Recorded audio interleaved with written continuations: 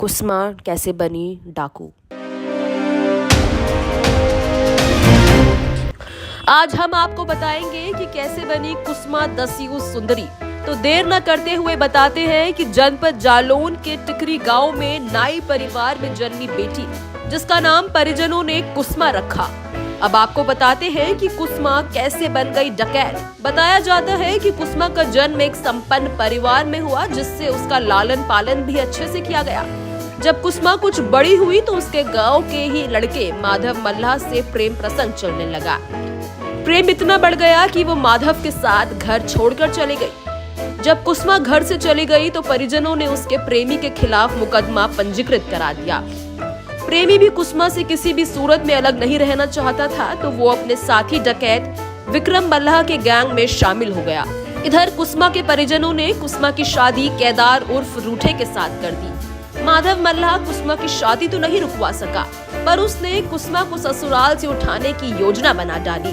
कुछ दिन बाद ही उसने विक्रम मल्लाह गैंग के साथ कुसमा को उसकी ससुराल कुरोली से अगवा कर लिया। और फिर क्या, यहीं से कुसमा भी दस्यु बन गई। कुसमा ने गैंग में शामिल होकर असलों को चलाना सीखा और फिर वो बिहड़ की खूंखार डकैत बन गई। कुसमा ने डकैतों के गैंग में भी शामिल रही। उस पर डकैती, लूट, अपहरण, हत्या आदि के बड़ी संख्या में मुकदमे प्रदेश सहित अन्य प्रदेशों में भी पंजीकृत किए गए।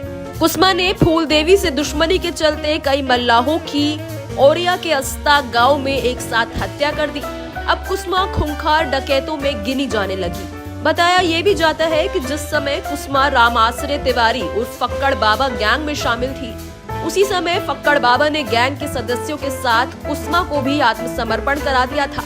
वो इटावा जिले कारागार में रही, जहां पर वो कानपुर के एक मामले में सुनाई गई आजीवन कारावास की सजा काट रही थी।